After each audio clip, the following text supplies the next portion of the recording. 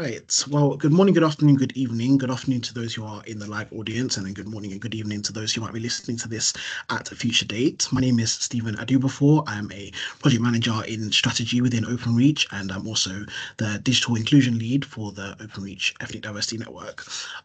And I'm also the host of the Tackling Taboos podcast, which we bring to your live ears and eyes this afternoon. We are in the middle of Black History Month 2025, and I've got some esteemed panel guests to have a discussion with you on this year's theme of standing firm in power and pride. And also, when we speak about pride in this sense, we're speaking about being proud of our Black identity and our heritage. That relates to how we've grown up and our personal experiences. So this is just to clarify what the theme of this year's Black History Month is and the theme of this discussion. So how this podcast is going to run this afternoon is we're going to allow the panelists to introduce themselves and give a little fun question that I've given them beforehand to prep. I hope they haven't forgotten, because there's some potentially funny answers to come from it. And then we're going to have a discussion on the theme of standing firm in power and pride and some of the personal experiences that they've been through in their career and their personal lives, and how that shaped them to be who they are today, and also how that links to the society that we currently live in. Then we'll look ahead, because as a lot of our Tackling Taboos podcasts have the theme of, we want to always see what could be done differently and what can change in the future. So looking to future generations and how us, even as a business, as BT Group, would like things to change both inside and outside of the workplace. And then the live audience, you guys tuning in, thank you for joining us. You guys will have a chance to come off mute if you want to, or pop your questions in the chat to ask anything you'd like to the panel themselves, or just continue the discussion as we go. And then just a reminder that this podcast will be available to be shared on Viva Engage and also on YouTube afterwards. So for those who aren't able to tune in the live audience, you can share it to your teams, your family, friends, whoever you'd like to continue the discussion going afterwards. And there are many different events happening for Black History Month, run by both Openreach and BT EDNs, most notably the two live events happening in London in the One Bram office on the 30th and the 23rd of this month. So I'm sure a link to that will be posted for those who haven't got their invites, or those who haven't signed up already to join, and various watch parties across the country.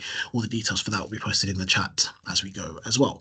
So with that being said, I will introduce the panel as I see them on screen. So I'll go from Tiana to Vic to Angela to introduce themselves, who they are, where they're dialing in from, their role, and the little fun fact. So the fun fact they're all going to answer is, you're in a Black household when ... So what are the things that allow you to know that you've entered into a Black household for whatever reason? So I'll start with Tiana and then we'll move on from there. Yes, thank you for having me. So, hi everyone, my name is Tiana. I work within Openreach. I've been with Openreach for 2 years. I joined Openreach as a graduate, and I've recently rolled off the graduate scheme, and I'm now working my big girl job as a data engineer. So I'm based in Birmingham, Snow Hill. And the fun fact, so I thought about it. And I decided to go with you're in a Black household when it's 40 degrees outside and you come home from work and you get soup. Like, it doesn't matter if it's winter, summer, spring. If it's 40 degrees outside, it doesn't matter the weather. Soup will be on the menu. Yeah. Tiana, I'm gonna have to change mine now. Oh no! I'm so sorry. Soup is always going to run. Maybe I'll come to you last week to give you some more time to redo your answer. But no, thank you for that, Tiana, and welcome. And more to hear from Tiana later. Angela, do you want to go to give Vic some more time to redo his answer? Sure. Hi, everyone. My name is Angela Dennis. I work in BT Business, specifically in the marketing department across strategy and transformation planning. I have been with BT for about 18 months. Prior to that, I worked for a number of large organizations such as GE, Sky, Virgin Media, GTR. So used to the complexity of working in large matrix-based organizations. I'm excited to be here. Thank you, Stephen, for having us on, and looking forward to working with you guys as part of this discussion with my fellow panelists and listeners. So, you're in a Black household. I went for something that is probably quite obvious. So, you're in a Black household when your parents answer the phone and they code switch with the speaky voice that's very, very English. So yes, that was fine. Yeah, absolutely. Like, and then they can be on like one phone call, like with the kind of cultural back home tone of voice, like, and then just immediately get the switch, and they're like, "Oh, hi, yeah, good afternoon. Yes, this is That's Angela right. speaking. Hello." Yes. And then immediately be able to switch back into the friends and the gossip conversations. So yeah, Absolutely. I can relate. Not definitely.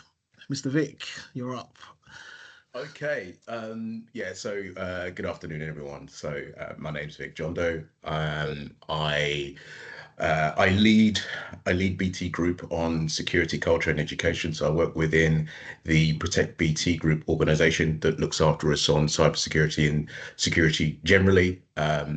Me and I lead a team that looks after all the human factors behind that, all the behavioral factors behind that. So all those phishing simulation emails, yes, that's my team that runs all that. That I lead the team that does that. Um, in terms of BT, I've been here now for just over 4 years, but I'm a returnee. So I worked for BT many, many years ago. And then, similar to Angela, grew my career in other organizations such as Unilever, GlaxoSmithKline, Standard Chartered Bank, Network Rail. I even did a stint at the Metropolitan Police as well, not as an officer, but as somebody advising them on strategy. So the next question is, well, how do you know? How do you know when you're in Black household? I'm probably going to combine two things from Tiana and Angela. The first thing is, yes, you walk into a Black household, particularly your auntie's house, and it's 1,000 degrees even in July in the house.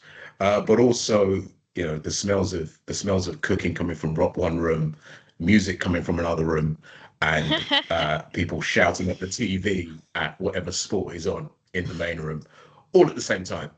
And then somewhere, someone in the background, usually a mother, is on the phone talking in English, Yoruba, and French all at the same time in the same conversation, just switching languages in the same one conversation.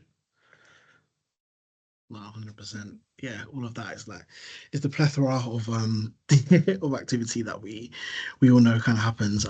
Yeah, no, thank you for sharing and for the panelists for introducing themselves.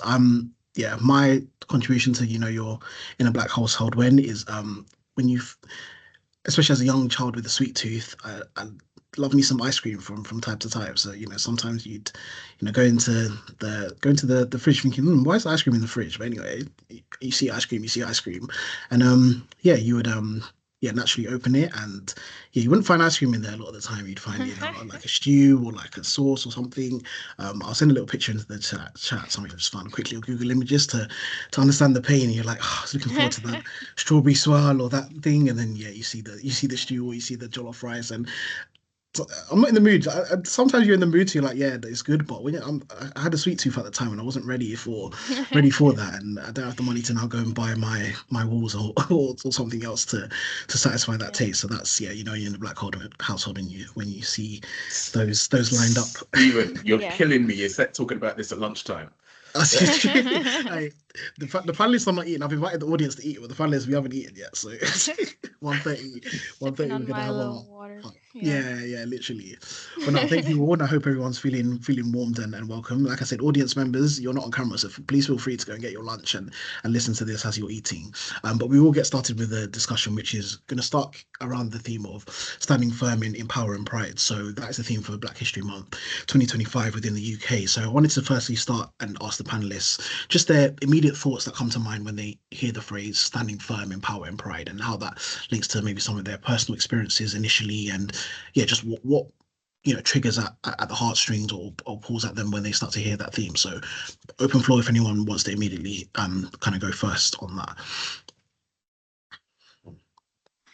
So I think standing firm in power and pride is just not being afraid to be yourself, being okay with being different in some spaces, and sometimes being different is that's where your power lies. So being proud of that and not feeling away because that's how you present in the world. So I think standing firm in power and pride definitely is just being myself unapologetically. That's what comes to my mind. Yeah, I think I would agree with that. I think it's it's an interesting time now, isn't it? That there's a shift in terms of identity and what does pride mean. And I think for a lot of people are realizing that being Black, it's not performative. So pride is not performative, but it's a real consciousness. And I think people are reclaiming their history, their voices, their spaces. And at the same time, though, there's still a contradiction everywhere. I think that for me, it's about empowering. I know we hear this word a lot, but it's about being empowered. It's about us understanding that where we need to do the inner work. It's about seeing the healing. It's about the unlearning. And I think it's about understanding our history and being proud of that. Yeah, the unlearning is a great one, and I if you don't mind, Angela, I'm going to nick that because I think that is a really key word. That the programming that has gone on for centuries, we have to unlearn all of that to really reclaim ourselves. But also from my perspective, as a senior leader and from somebody who's sort of mid-career, if you like, it's about shining a light on others' achievement as well, coaching them through, mentoring them through, and really celebrating their achievements as well, and showing everybody else what we can do. Yeah. 100%. I would really agree with that. I've actually taken on an additional project over and above my work to focus on that whole idea of mentoring and shining that light and hopefully going into the world of sponsorship and championing individuals, because I think that collectively we need to shine a light, as you've said, on each other, because that's the only way that we're going to really unify and grow the collective. Yeah, I've done something very similar, joining the Employer Board of Tech Skills UK to do precisely that, and taking on sort of mentoring and coaching responsibilities for people who have approached me sort of directly, either through BT Group or wider in the security industry as well, the cybersecurity industry. Young people that have come up to me directly, which is fantastic. I must be doing something right, but but it is really good that people feel able to do that, don't feel shy to do that, and actually step forward to say, you know what, Angela or Vic or Tiana, I want to follow what they're doing, so I'm going to try and get some coaching and some mentoring and not be shy about it. Yeah, we definitely need to talk after this then, Vic. Yeah, for sure. Well, that's the power of the network, and establishing those like natural ways of people approaching you from having the confidence to do so, but then off the back of that, setting up like actual structures in place to then allow like make it future proof for like the generations to come to also benefit as well. So yeah, no, props to you for you both for doing that, and yeah, more of that to come both inside the business and I think outside as well. I also wanted to touch on the aspect of pride in terms of like cultural heritage background and actually how that shapes us as individuals, because it's a journey that I think a lot of us experience in a very different way. So I mean, my example, like growing up in primary school specifically, like I'm Ghanaian in terms of heritage wise, but born in Britain. It was not cool when I was in primary school to be African of any kind of description. Like we were all Jamaicans, I'm gonna call it. So we were faking to be Jamaicans because Jamaican was just the cool thing to be if you're black at the time. But it wasn't until then I got into like secondary school and sort of I'm showing my age, the 2010s started to come around. So Afrobeats became more like involved in pop culture. On the sports side of things, a lot of the sports athletes, footballers and stuff were coming into the Premier League and doing well on the world stage, stuff like this. So then it became cool to be, Nigerian, Ghanaian, Sierra Leonean, South African, these things. And then I started to become way more in touch with my cultural heritage, and that allowed me to stand firm in the power I have within my heritage at the moment. But intrigued to hear from like the panelists how like that journey, like what journey they went on in terms of having pride in their own identity and how that almost gave them power or maybe didn't give them power growing up. Yeah. Do you want to go first, Tiana? I'm sorry to say that I've never not had pride in my heritage. I'm sorry. As you mentioned, like Jamaica is a very culturally rich place. I'm proud to be Jamaican. I'm proud to be from Jamaica. I think the the people that we produce from the island and the impact that we have on the world. I've never not been proud to be Jamaican.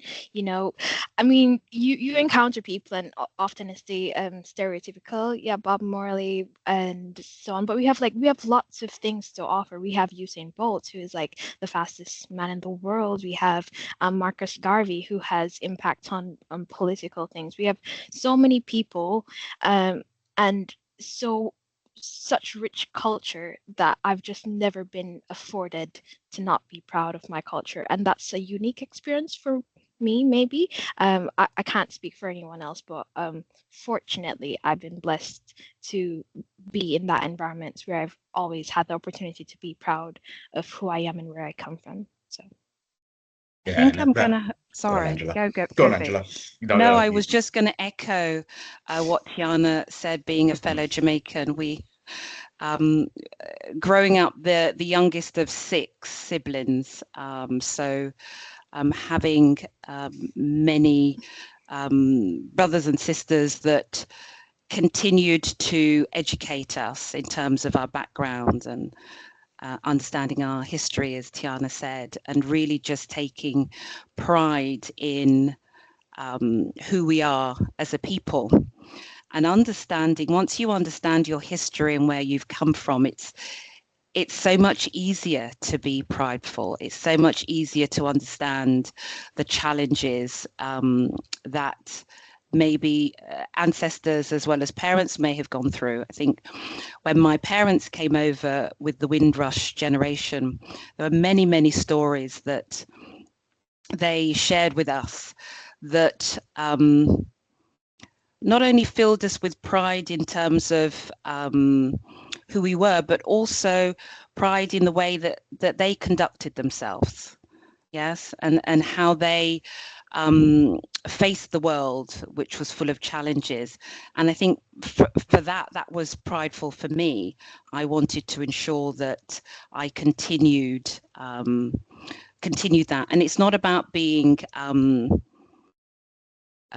egotistical or anything like that. It's really about just understanding the challenges that Black people have been through and how they've overcome that, and still shining in and across various different industry sectors, leading the way in many, many different areas, whether it be business, tech, sports, you name it. Black people are leading the charge, and I think it's about focusing on that, and that in itself should give us pride. So yes, I agree with Tiana. Yeah, what I love about what I love about the discussion around this particular question is it really shines a light on the experience, the varied experience of the black community diaspora, if you like. So Tiana's talked about her background. You've spoken very eloquently about yours as well, Angela, and Stephen. You posed this question with your own experience as well, and we had a little bit of a chat offline about this very thing just yesterday. So I can see where Stephen is coming from. However, my experience is quite different again, because when I was at school, when I was around the school age that Stephen's talking about, I was the only, or one of the only kids of West African background. All my Black friends were from the Caribbean. And they were super proud of where they were from. But I was super proud of where I was from as well. And I am still, very close friends with a lot of those lads who I went to school with. We're on the same WhatsApp group. How that's happened after so many years, God knows. But even now, in conversation, the banter between us, and they're not all from Jamaica. They're from various parts of the Caribbean. Though a good few of them are from Jamaica, and the banter that we have and the pride that we have in where we're respectively from is still strong, and yet we all come together on points of pride of what the Black community is doing, whether it's things we have done as a community in the decades and centuries that have passed, or it's in the fresh achievements that we go at great pains to shine a light on. I mean, I gave a speech at a big global cyber expo in London about 10 days ago. And I don't post on LinkedIn very often. I'm not a social media person, but I was encouraged to post on LinkedIn about it, so I did so. Predominantly to my professional audience, and then also internally to a BT audience. But the first people on WhatsApp to post about it, take a screenshot of it, were my old boys from school, who posted it within their group, championing the pride in seeing me do something like that. I didn't even know it was visible to them, but still, at the age we're at, we are still bigging each other up, and shining a light on our achievement. And I love them for it. It is fantastic, even though we're not that young anymore. No, well said. The power in the community is a massive, I think, element, even from a personal experience of what the like coming from a Black heritage like brings, from like schools to like cousins who even aren't really your blood cousins, but they basically are your cousins, and then things like this. That's the community that builds and lifts you up, and aunties, uncles, all this kind of thing. Like that's what holds and uplifts us more than, as your example, Vic, more than sometimes we even expect or realize. People are really seeing stuff and banding together in that way. Has there been any times for anyone on the panel who, like, in terms of that aspect of empowerment and really allowing your star more than anything to shine, where it's been difficult to feel empowered, like any situations, it could be professional or personally, where it's like it's actually been a bit of a challenge or hurdle to overcome, to actually feel like, yeah, I'm really empowered as a Black person to, whether it's stand up for myself or stand up for someone else. Like, can anyone recall any of those moments where it's been a bit of a challenge, and maybe even how they've overcome it? I think, in answer to your question, Stephen, I think for me, being early in my career, um, I'm a bit more. So the theme is standing firm in power and pride. And I think at this point, I'm a bit more passive in how I deal with things. Perhaps that will increase my confidence to deal with these situations will increase in time. But I feel as though if there is any kind of way that I feel about something, my process is normal to go home, think about it, journal, write about it, process my feelings, and then, you know, understand what I could have done better. But I feel like, in terms of addressing a situation right away, I don't necessarily have that confidence to do that at that point in time. I feel like I need to take time to process it. And then if I feel like something really needs to be done, or if this like was really an injustice, then I might see if I can speak to someone about it. But I feel like, being early in my career, I sort of also feel like I don't have the liberty to do much or challenge much in the situation that I'm in, because I'm trying to be, appealing. I'm trying to be uh, easy to like, I suppose. So in those situations, I think I personally have a little bit of learning or confidence going to do.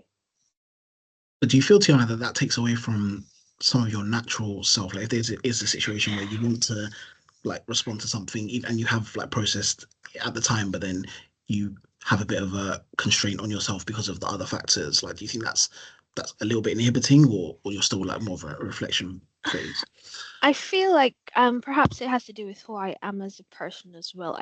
I can get emotional. I do not like to react right away, and also knowing the kind of boxes that people think of us as. I'm very careful about how I present myself. I would like to, when I'm in a situation, the way in which I would like to be perceived is intelligent. I'd like to be calm, collected. I'd like to have control over the situation. So in those moments, it's more of a means of making sure I do everything right. And then I feel like at least I have done as much as I can do in that situation. There is no damage. And then, should there be anything that I have overlooked, I will take the opportunity to go back to that situation. But yeah, it's more like a measure of me making sure I've done everything right, so that nothing can be sort of said, because I really want to be perceived very calm, very collected, very intelligent, very capable. And yeah, that's how I feel in response to that question. What a mature Absolutely. next generation that's coming up. I really have more than hope. I'm excited about it. I loved that response from Tiana. Oh, thanks, really, really wonderful, that sense of measured thought process. I am a reflector myself, so I do kind of sit and listen to things and think, what does that really mean? But that at the same time, I will stand for what's right. And in the past, it may have cost me uncomfort, some, comfort, or even relationships. But I would rather lose those relationships than lose myself. Because it's taken a long time to develop who I am. And I think also because at the end of the day, my son's watching who I am, not what I say. And my legacy, I want that to be one that he sees that it's not compliance, but it has conviction. So I think over the years, I've been in incidences where, situations are obvious that it's something to do with the color of my skin, the intersection between being a female as well, may have led to me not getting the promotion fast enough or having to try that much harder. But I think that for me, it's weighing up whether that challenge is worth it and it's going to drive me forward, or if it's actually affecting me as a person and who I stand for, and is it actually affecting my integrity. And they're the things that will really, I suppose, the thought process I go through before deciding whether I'm going to challenge anything. But yeah, back to Tiana, just love that measured thought process. Absolutely. I wish when I was at the same age as Tiana that I could have expressed that as articulately. That was superb. I'm very, very similar to Angela in the respect of your answer there. I too am a reflector. I'm not a reactor. I tend to take in not only what people are saying, but what people are saying is only about 15% of what they're actually communicating. So Right. it's all of their behaviors over a period of time, unless you're in a point situation, of course, but all their behaviors over a period of time that you take into account before you choose to respond the way you choose to respond. When I was younger, I was probably, I wouldn't say timid, but more reluctant to act in the same way you were saying, Tiana. But through time and through a lot of self-development, some of the journey that Angela's been through as well, I've earned the right to not give a damn. So I am quite happy to hold leadership teams to account when their behaviors are not where they should be, or if I'm in meetings and they are completely missing the point when it comes to topics around whether that be ethnicity or whether that be gender balance or whatever it is that in a business context. But I'm very, very well aware that I've had to work very hard to get to that point. It's taken a very long time. There have been knocks along the way, really bad ones, in that period. And I've had to do a lot of learning as well, and learn to choose my moments. But part of choosing one's moments is being that very reflective person. And somebody put in the chat, and I think they're probably referencing what you were saying, Tiana, or what you were saying, Angela, around conviction rather than compliance, and that's absolutely spot on. But it takes time. It takes time to get into that spot where you have the confidence in your convictions to actually tell people what's what.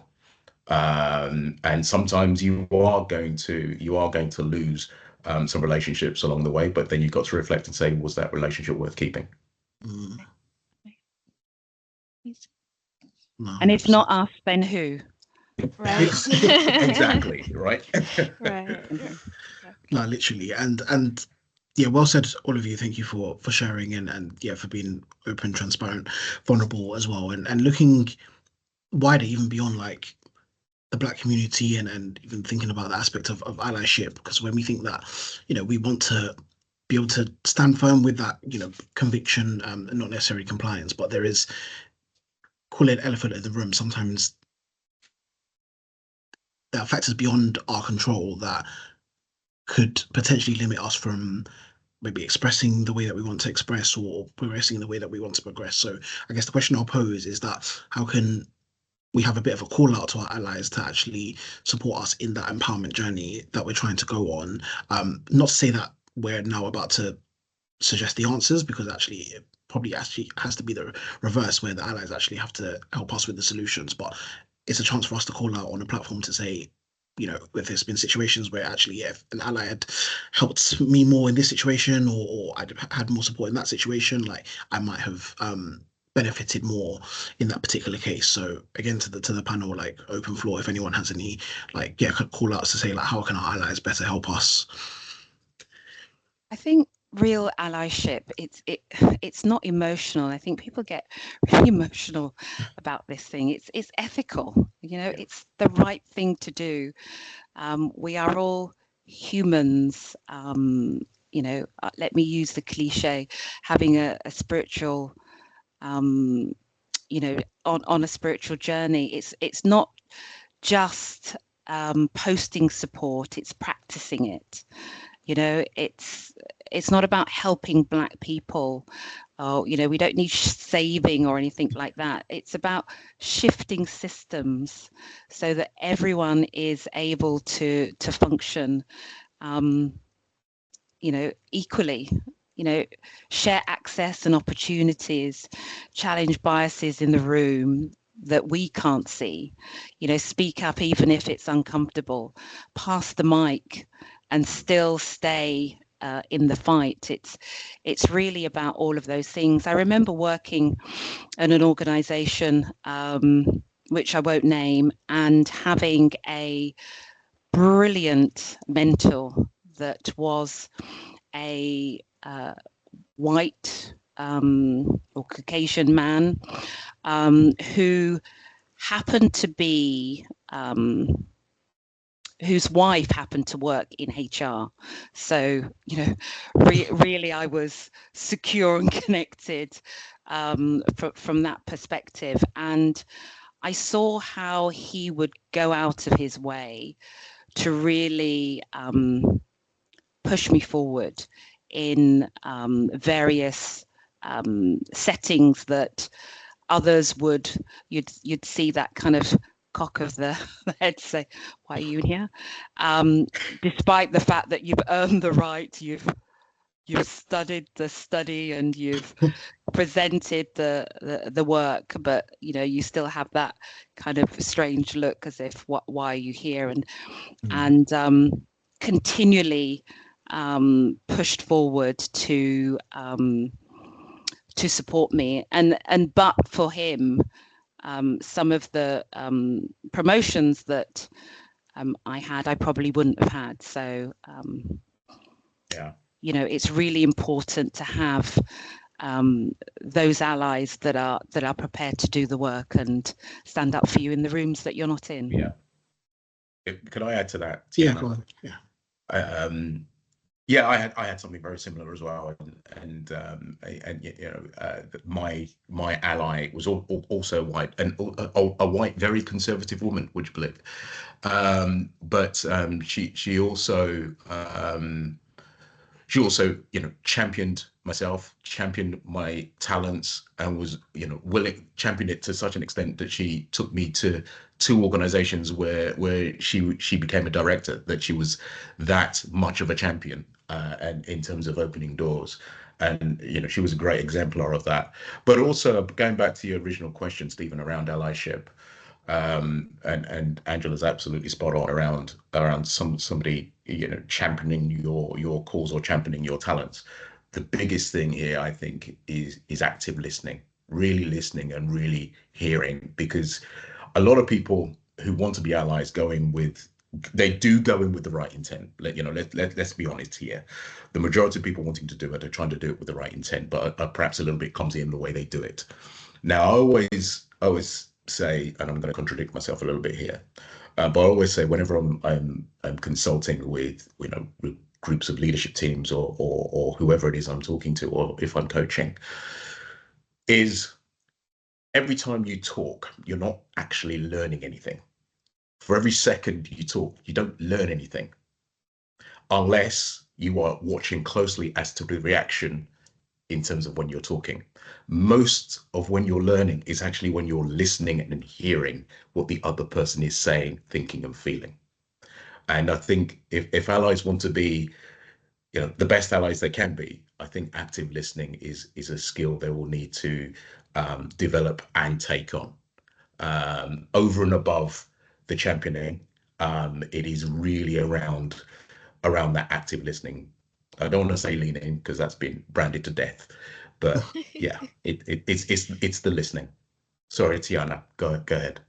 Oh, sorry, I was just chuckling. I agree with you. I definitely do think listening is one big part in terms of how I've felt supported in the past. Just persons listening to what I have to say, my experiences, um, and with the active listening, um, opening my eyes as to like the ways in which I can take action, or suggesting to take action on my behalf, which I'm very grateful for. So just those small things, I think, are really appreciated. I mean, everyone is different, but at least for me, in the experiences that I've had, just taking the time to listen and seeing ways and opening my eyes to things as to actions that I can take, things that I didn't think about. That was very, very helpful for me, and I really appreciate it in those moments. Yeah, on that active listening point, I always use the phrase, "You can have this for free. You've got two ears and one mouth, so listen twice as much as you speak." So we can all have that one for free.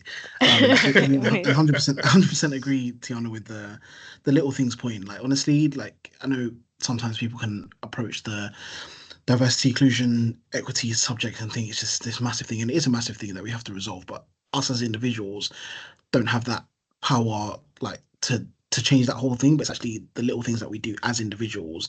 If all of us do those little things, that's what changes the whole system. So that's more of the way to look at it. So if you're a line manager helping your direct report, if it's, you know, speaking to that senior leader, it's those individual actions that then all of us doing collectively then helps to change the bigger picture and the system as a result. So that's a way to, again, not feel overwhelmed by it. So yeah, thank you all for sharing.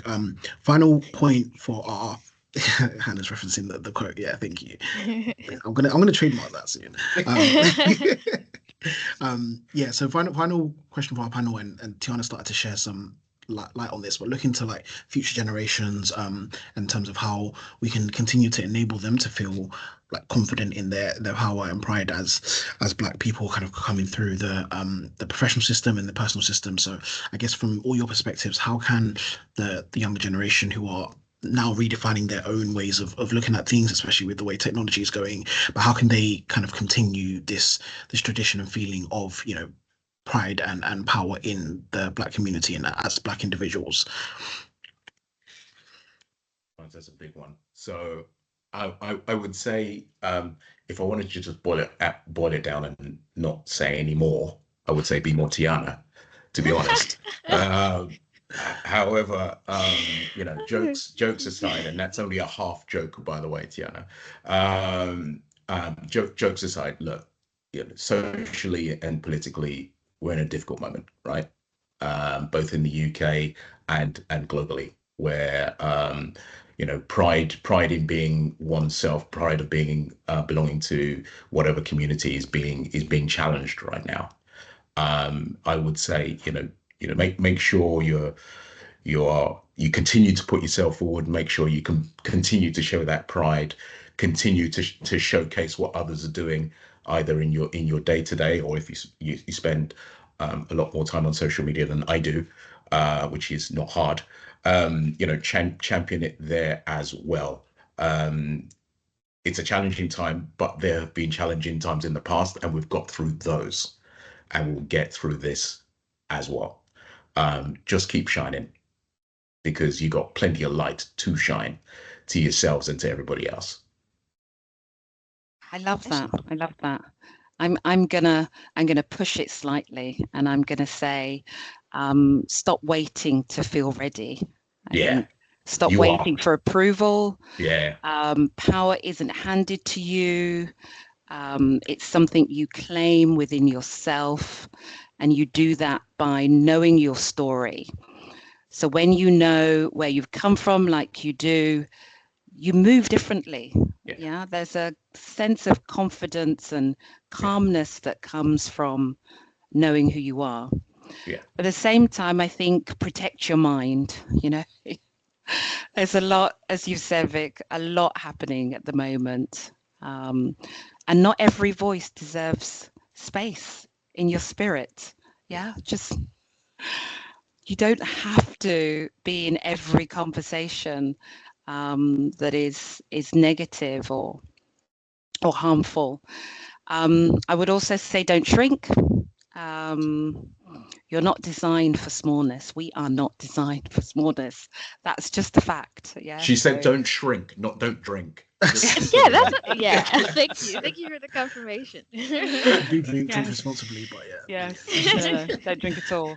But yes, don't shrink. And also build discipline.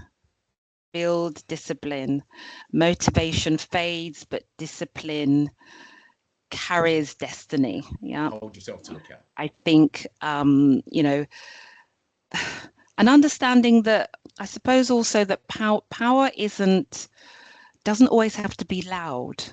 It can be calm, yes, and confident, quiet resilience. But yes, just choose peace. Peace and purpose. I think it's more powerful when it is calm, if anything. Yes, absolutely. Big facts. Yeah. I think my take on that is like a combination of all that we said today. And I think in relation to what you said, Angela, is like, don't wait. I think one of the things that I am trying to unlearn is wanting to know everything before taking action. And there was something that was said, whereas progress is better than perfect, or done is better than perfect. Do it scared. Like, if you wait until it's perfect, the opportunity might miss you. So I think in terms of applying for a job, trying to learn something, trying to do an application, anything that I'm trying to do, traditionally, it's been my take that I need to know every single thing about this before I even start. And that's just counterproductive. As you do it, you learn. So I feel like anyone who's in my position, who's early in their career, trying to do something, don't be scared of looking silly. You're on a journey. You're on a learning journey. You don't have to be perfect, but as long as you're making progress, it's perfectly fine. I think another thing that you guys mentioned at the start and throughout the conversation as well is having mentorship. it's been really, really helpful seeing people who are like myself in positions of power, who have been through my experiences, who understand my stories and my perspectives. I think having that mentorship and sponsorship, and I suppose you can tell the difference between both. I've heard both terms. I thought they meant the same, but I think persons would benefit from understanding the difference between both. But I think having someone who can push you through the doors, who can help you understand how to navigate certain situations, I think that will be very, very helpful in terms of us building each other.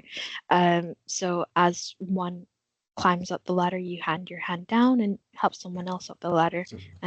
Not just necessarily the career ladder, the personal ladder, any kind of development. So, yeah, that's me.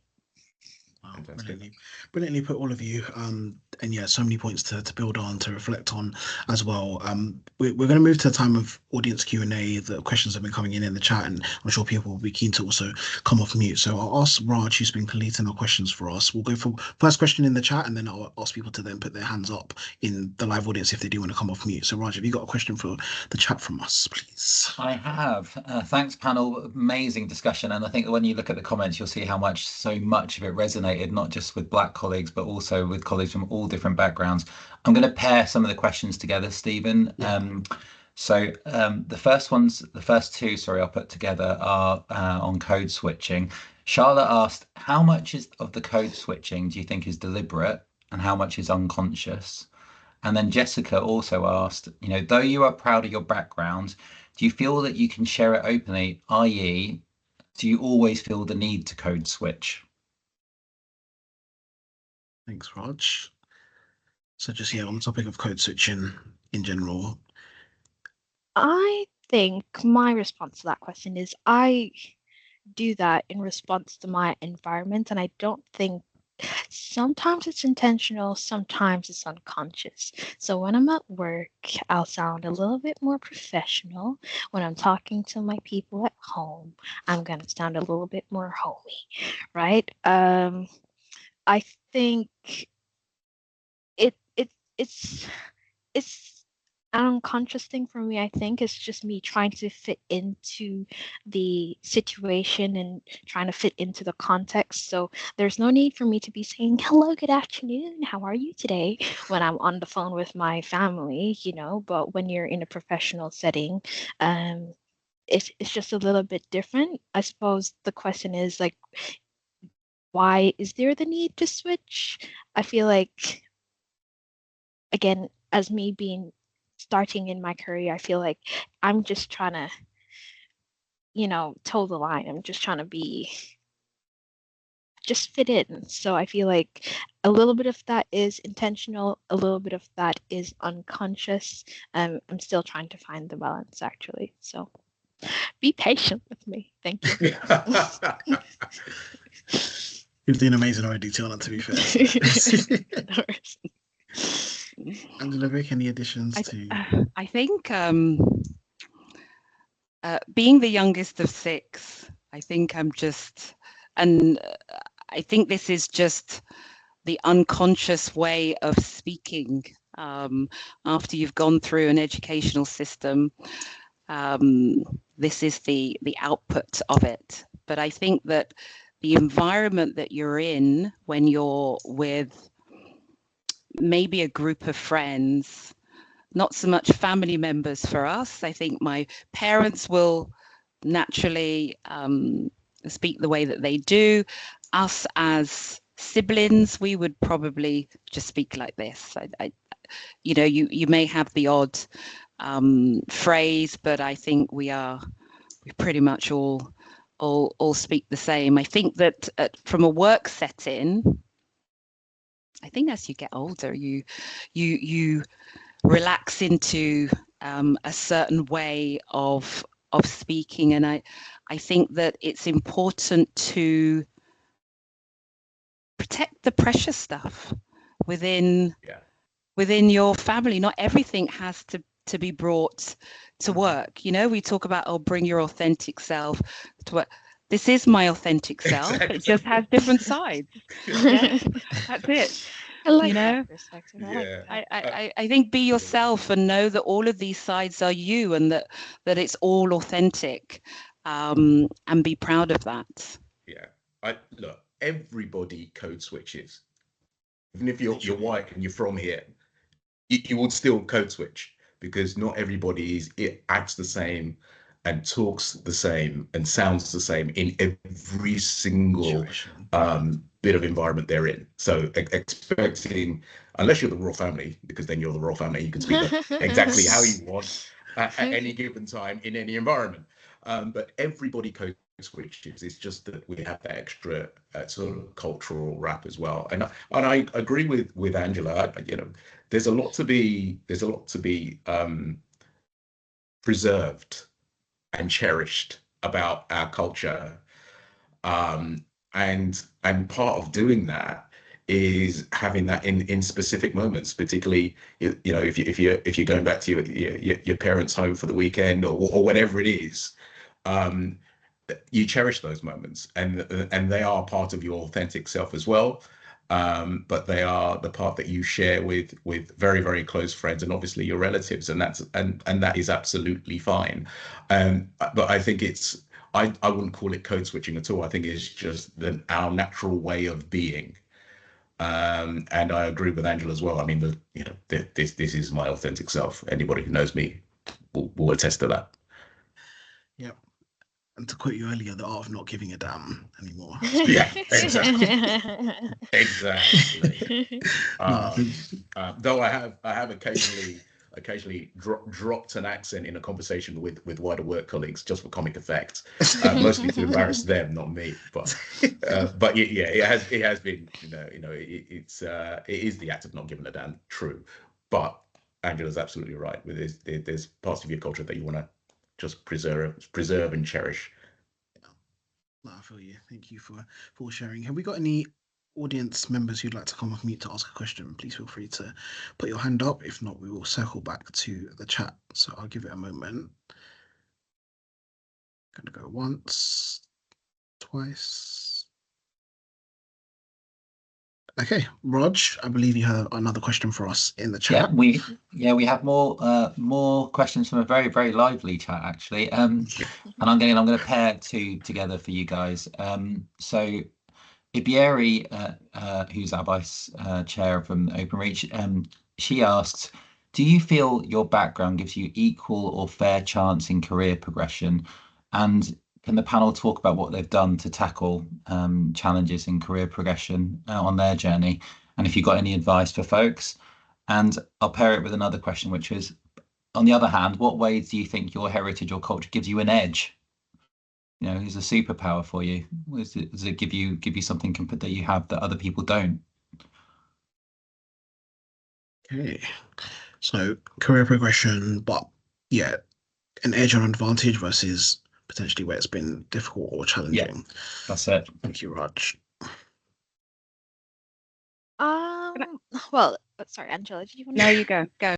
I don't know if I'm answering this question in the way that it was asked, but I feel as though I have learned to take the labels off myself before doing anything. I am no longer thinking, okay, should I not? My mentality now is let them say no. I'm not going to disqualify myself from a position, a conversation, entering a room just because I have put these barriers in my head, which in some cases may be very real and very valid, but now I'm just entering the room. I'm not asking for permission. I'm just existing. I'm just stepping in. I'm not shrinking, right? So I think I'm learning to make it less relevant, and I'm just living life now. Yeah. That's my perspective. Thanks for sharing, Tiffany. Yeah, I mean, it was. I know it was a combined question, Raj, but is color, race, culture a barrier? Is it a barrier? No. Is it the way people perceive that barrier? Is it a barrier? Yes. So, the way it's used is a barrier. The culture in of itself, or the race in of itself, is not a barrier. And we've got to get ourselves into that mindset. However, the numbers don't lie. So, whenever I walk into a senior level meeting, I'm always the only black person there. So that's no accident. So the numbers in of themselves do not lie. Um, so it has been used as a barrier for sure. We know this. Otherwise, groups like this probably wouldn't exist, because we know that is a problem. However, going back to the second part of the question, in that can it be used as a superpower? Yeah, it certainly can. I can express myself perhaps in ways that my peers, my white peers, cannot or do not. I can be slightly more non-conformist, not radically so, but just enough so that I'm always memorable, other than Yeah. being the only black person in the room. And the Amazing. fact that I get called back, to speak at this event, speak at that event, go to this meeting, represent the board at this or that, shows that it's not just, oh, remember that black guy? No, it's not just that. Yeah. It's the fact that I've given myself license over time to be a little bit different. Not necessarily be massively radical, but be a little bit different and bring my own panache, which comes from my own culture and upbringing, to the table. And it's something that they won't have. They might have a semblance of it from trying to copy or follow, but it will never be authentically theirs. Well said, Vic. I wish I didn't go last. Oh dear. Now I'm going to have to think of something. No, I would say that I have,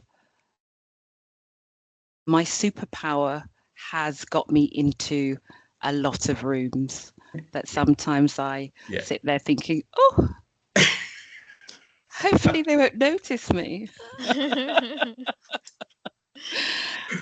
It has definitely opened doors. It has definitely enabled me to get involved in things that I wouldn't normally, or that the average person wouldn't get involved with, because they would say, oh yeah, if you want it, you go and do that. And if it falls flat, it's on you. And I'm like, yes, I'll take it. And 100 times out of 100, it would work. Yeah. And that gives you an opportunity to not only prove yourself, but earn your space. Yeah. I think that we always need to understand that every individual has a superpower, and that it's not the color of our skin that creates that superpower, but it's the social construct that comes around that helps to develop that individual. So know your own superpower, and use that in every single room that you're in, because that is unique to you as an individual. Mic drop. And that is the last word we'll have from the panelists, because we are sadly out of time. Tears. We've had the hour, but I want to thank the panelists massively, to Tiana, Vic, and Angela, for their time, their wisdom, their energy, just everything they've given to this discussion, to everything that they've done and brought to the table so far, and will continue to do for the rest of their careers and their journey. So thank you for you guys for sharing so honestly and transparently. Thank you to the audience who tuned in live. Thank you to those who are going to be tuning and listening in later. So a reminder, as I said at the top of the podcast, this will be available on YouTube to share. So you can send a quick link to Vic, that WhatsApp group. This link better go in there. How cool you are. And then also for us internally, and this will be available on Viva Engage as well, to share with your various different teams and things like this as well. Just another signpost as well for our 2 live Black History Month events being hosted by BT and Openreach EDN. So on the 23rd and the 30th of October, we've got live guest speakers. We've got CEO speaking. We've got people from the FA. You've got ex-footballers. There's food, and of course it's going to be food. It's Black History Month. All of that going on. So if you haven't already, please sign up. The link will be posted in the chat again to make your way there. If you're not in London, then there'll be watch parties happening in different areas of the country as well. So definitely an amazing chance to tune in, get involved in, and celebrate what is an amazing month as well. But with that being said, I will close the podcast here and wish everyone an amazing rest of your days. So good morning, good afternoon, good evening once again, and have a good rest of your days. Thanks, Stephen. Thank you. Thanks all. Thank you. And please remember much. to fill in the feedback form, which has now been posted in the chat as well, to let us know how the event was. Thank you so much. Thank you so Cheers, much. guys. Bye bye. Thank you. Take care. Bye. Bye bye. Bye bye.